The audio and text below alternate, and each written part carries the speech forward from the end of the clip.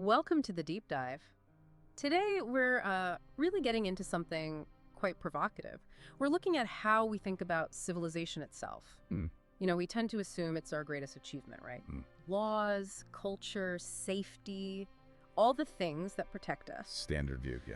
But what if that whole package, being polite, productive, keeping yourself in check, just being a good person, what if that isn't our triumph at all? What if it's actually, well, our deepest wound? That's the real starting point, isn't it? Well- Shifting the focus inward. Forget the barbarians at the gates for a moment. Okay. Let's talk about the violence inside. Think about that feeling. We've all had it. Yeah. You disappoint someone in authority. Maybe a boss, maybe a parent. Yeah. They don't yell, they don't threaten. Yeah. They just look disappointed. And you feel that awful sinking twist deep in your stomach. Oh, yeah. That sick feeling. We usually just think, oh, I messed up. Or maybe worry about the consequences. But is it just fear of consequences? Or is it something else? It feels like shame, Right. guilt. Yeah, shame and guilt, yeah. That physical sensation. That's the superego at work, the internal judge. Civilization, you see, it works because it trains you to punish yourself much more effectively than any external force ever could. So it's not about actual whips and chains. No. It operates with guilt. Guilt that, as you kind of hinted, just lives rent-free in our nervous system. Right. So if civilization needs us to feel guilty to even function, that paints a pretty dark picture of us. What are we then? If not naturally cooperative or harmonious, what's the raw material here? We're definitely not born as blank slates ready for gentle programming, no. We're fundamentally a bundle of raw, powerful, often chaotic forces. And civilization is basically in a constant struggle against them. What forces are we talking about? We're talking about deep biological drives, not just ideas. First, there's Eros, the life drive, that urge to connect, build, create, seek pleasure, merge. Okay, the drive for life, connection. But then, just as powerful, maybe more primal in some ways, there's Thanatos, the death drive, the impulse towards aggression, destruction, domination, ultimately a return to stillness, to inorganic peace. Wow. So life and death battling it out inside us. And civilization is, what, the referee? The cage? The cage is a good way to put it. And building that cage starts almost immediately. Look at a baby. It's not some symbol of pure innocence. It's a tiny animal of pure appetite. It wants what it wants now. Screams if it doesn't get it. Exactly. It feels rage, real rage, when thwarted. Civilization simply can't handle that raw impulse. So the process begins. The child has to be, in a sense, broken. Gently, usually through things like conditional love, rules. So all those times a parent says, don't hit your sister, or you can't have that, the anger doesn't just disappear? It gets swallowed, turned inward. Or when pleasure is shame, don't touch yourself there, that natural impulse, that Eros, it gets buried. Buried alive, almost. Precisely. And every single swallowed no, every buried desire, every bit of redirected rage, it becomes another bar in this psychic prison. Yeah. A prison you'll eventually inevitably call my values or my conscience. Okay, so if this internal jailer, this superego, isn't built on reason, where does it get its incredible power, its grip on us? It's not reason at all. It's pure emotion. Fear. Terror, really.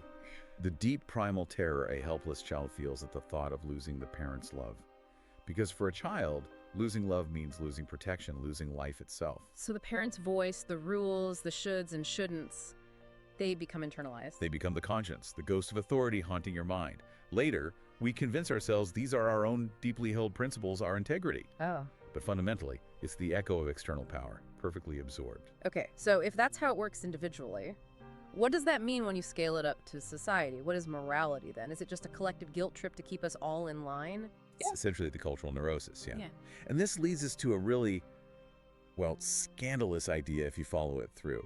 The psychological myth of the primal horde. Okay. The idea is that civilization is literally founded on murder. Wow. Okay, unpack that. Think about a hypothetical before time. A dominant, tyrannical father figure who controls everything, all the resources, all the females.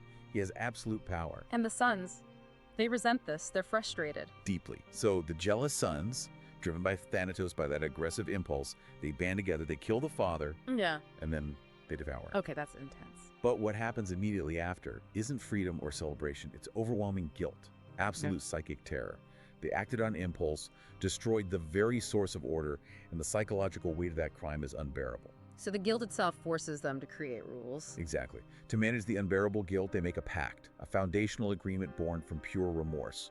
Nobody can take the father's place. Right. His prohibitions, his absolute no becomes sacred law, taboo. So the dead father becomes more powerful than the living one. Infinitely more powerful. His law becomes untouchable, divine. Yeah. His prohibitive voice becomes the collective superego, the bedrock of society, religion, morality itself. And the fascinating thing, we still tremble before irrational authority. We punish ourselves far more harshly than any court would. Why? Because deep down, maybe, we're still those guilty sons forever paying penance for that original crime that made society possible. That's a completely different way to look at why we follow rules. Okay, so the drives Eros and Thanatos, they're caged.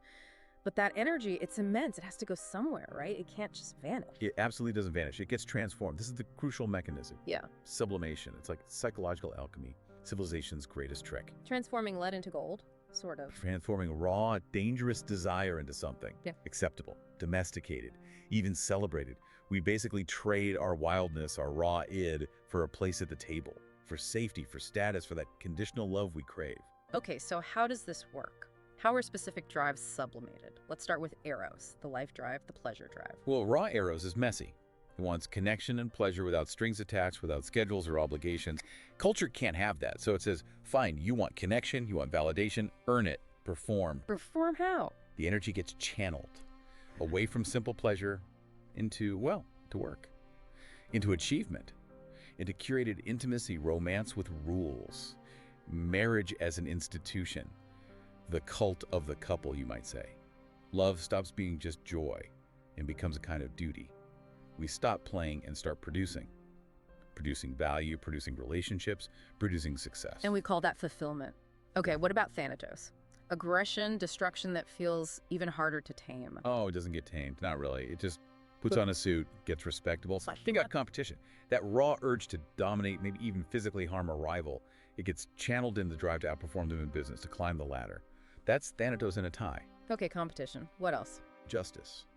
Our powerful, often quite visceral desire to see rule breakers punished. That's Thanatos wearing a judge's robe, sanctioned by the state. Urge to punish. But its grandest stage. Nationalism, group identity, the aggression you can't direct at your boss or your neighbor. You're actively encouraged, sometimes morally obligated, to aim it squarely at the other, the enemy. So you're saying war isn't civilization failing? War is civilization working perfectly. It's Thanatos given a flag and a moral justification. It's the ultimate pressure release valve. The civilized person gets to indulge their most destructive urges, not just without guilt, but with praise. You're a hero. You're defending us.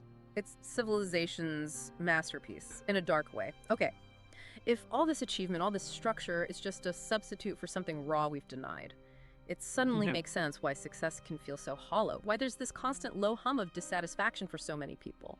And this leads somewhere really crucial, doesn't it? If the system requires this internal conflict, this burying of drives, then things like anxiety and depression aren't mistakes. They aren't bugs in the system. They are features. Necessary outcomes. We call it neurosis. Mental illness, in this view, is simply the return of the repressed. The buried stuff coming back up? When sublimation isn't enough, when the cage can't hold it anymore, the psyche starts to crack. What is anxiety? It's Eros screaming for life, for pleasure, while you're desperately trying to be responsible to follow the rules. And depression. That's Thanatos. Forbidden from turning outward, it turns inward. The aggression, the destruction, aims squarely at the self. We are, in a very real sense, functioning exactly as designed. Torn, pulled between the primal want and the civilized should. This is getting really dark, because the implication is repression isn't just the price we pay for peace, it's the engine, it's the whole operating system. That's the terrible paradox. You are not repressed by civilization. In a way, you are civilization. That superego in your head, that guilt you feel for resting, that constant need to perform, that's your contribution. That's the glue holding the whole precarious structure together. Wow. Okay, so if that's true, Yeah. what does it mean for all our modern efforts towards, healing, therapy, self-care, wellness culture? It's huge now. Look at them through this lens. Self-care, often it's just system maintenance. It's oiling the gears so you can keep grinding. A little controlled release, maybe, so you don't explode the whole machine. Just enough to keep you functional. And a lot of modern therapy, it's frequently about calibration, helping you cope, helping you bear the unbearable weight of that internal conflict so you can stay productive, stay integrated. It doesn't always ask, what does your deepest, most repressed self actually need? It asks, how can we adjust you to better fit the demands of this reality? That's a pretty brutal take on things we see as positive, as progress. It implies morality itself isn't really about kindness or compassion. Morality, in this framework, is violence. But it's violence deferred, violence disguised, violence given official permission. Justice becomes Thanatos in robes, carrying out aggression with the state's blessing. We keep the system going with our silence, our compliance, and maybe most powerfully, our relentless performance of positivity. So the system wasn't built for our happiness. It was never meant to make you free, it was meant to make you manageable. Right. So what then? For the person listening, feeling this resonates, what happens if you just stop performing, stop punishing yourself for eating rest, stop trying so hard to be good according to these rules? What actually emerges if you let the cage door swing open? Well, probably not instant peace and harmony. That's the illusion. What likely emerges first are the raw drives themselves. Terrifying, maybe. Eros demanding pleasure without apology. Thanatos demanding, well, maybe just demanding space or maybe demanding destruction. Which is why we're scared of real freedom. We're scared of what's in us. We're terrified. The cage you hate is also the cage you keep locked from the inside. You polish the bars every morning. So there's no easy way out. No going back to some imagined state of innocence. There's no external escape hatch. Civilization isn't your cozy home. It's the compromise you were forced into. Morality isn't your true north. It's the bars of your psychological cage. The real insight, the one that's hard to hold on to, is realizing the violence you see and condemn out there in the world. It mirrors the violence you've been trained day in and day out to inflict upon yourself. So when you feel that background hum of dissatisfaction, that ache that success never quite cures, don't follow the script and ask, what's wrong with me? What should you ask? Ask, what part of me is still alive, buried under all this? That really lands. That's the question to sit with. It leaves you with a choice then, doesn't it, moment by moment? Only one choice, really. To keep colluding with the system, tightening the inner chains, or to dare to crack the facade. And the lock. There is no external lock. Only your own hand holding the cage door shut. The only revolution that has any real meaning is the internal one, where maybe, just maybe, Eros and Thanatos can finally meet without shame outside the judgment of that relentless inner voice.